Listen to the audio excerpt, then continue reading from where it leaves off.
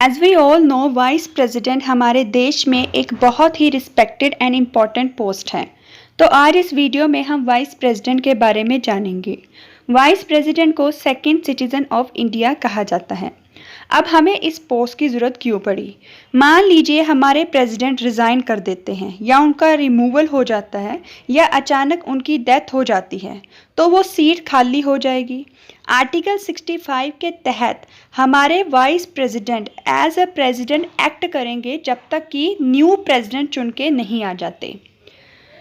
Article 63 of constitution vice president के बारे में बात करता है। उनका टेन्योर 5 ईयर्स का होता है।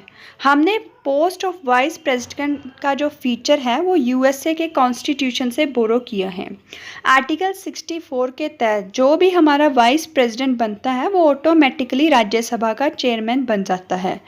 वाइस प्रेसिडेंट का मेन काम ही राज्यसभा की डेली प्रोसीडिंग्स को प्रिसाइड करना होता है। वाइस प्रेसिडेंट को जो ओथ है वो प्रेसिडेंट के द्वारा दिलाई जाती है। अगर क्वालिफिकेशंस की बात करें, अगर किसी को देश का वाइस प्रेसिडेंट बनना है तो उसे सबसे पहले इंडिया का सिटीज़न होना पड़ेगा। उसकी एज 35 ईयर्स 35 वर्ष या उससे अधिक की होनी चाहिए। वो क्वालिफाई होना चाहिए राज्यसभा के इलेक्शन के लिए। यहाँ पे डिफरेंस आ जाता है। प्रेसिडेंट बनने के लिए किसी को लोकसभा के इलेक्शन के लिए क्वालिफाई होना पड़ता है, लेकिन वाइस प्रेसिडेंट के लिए राज्यसभा के इलेक्शन के लिए क्वालिफाई होना पड़ता है। वाइस प्रेसिडेंट बनने के लिए वो किसी सेंटर, स्टेट या किसी लोकल अथॉरिटी के ऑफिस ऑफ प्रॉफिट पे नहीं बैठा होना चाहिए। वाइस प्रेसिडेंट के इलेक्शन की बात करें तो ये प्रेसिडेंट की तरह इनडायरेक्ट इलेक्शन होते हैं। मींस इन्हें डायरेक्टली लोगों के द्वारा नहीं चुना जाता, बल्कि इलेक्टोरल कॉलेज के मेंबर वाइस प्रेसिडेंट को चुनते हैं।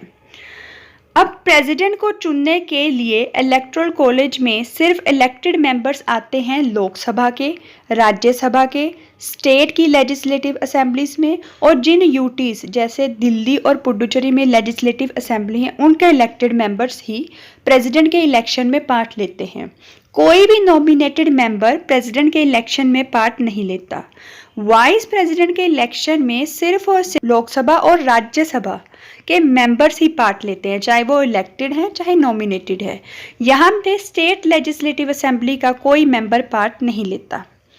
वाइस प्रेसिडेंट के इलेक्शन में सिर्फ लोकसभा एंड राज्यसभा के ही मेंबर्स पार्ट लेते हैं, चाहे वो इलेक्टेड हैं चाहे नॉमिनेटेड हैं। यहाँ पे स्टेट लेजिस्लेटिव असेंबली का कोई भी मेंबर पार्ट नहीं लेता।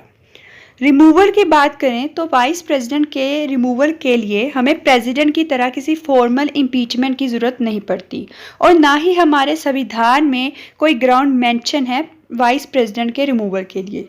राज्यसभा में स्पेशल मेजॉरिटी से रिजोल्यूशन पास करके उसके बाद लोकसभा से पास करके वाइस प्रेसिडेंट को रिमूव किया जा सकता है। अगर वाइस प्रेसिडेंट का रिमूवल हो जाता है या वो खुद से रिज़ाइन कर देते हैं या उनकी डेथ हो जाती है तो जल्द से जल्द इलेक्शन करवा के हमें वो वैकेंसी फिल करनी होती है। प्रेसिडेंट की तरह यहाँ पे टाइम लिमिट मेंशन नहीं है।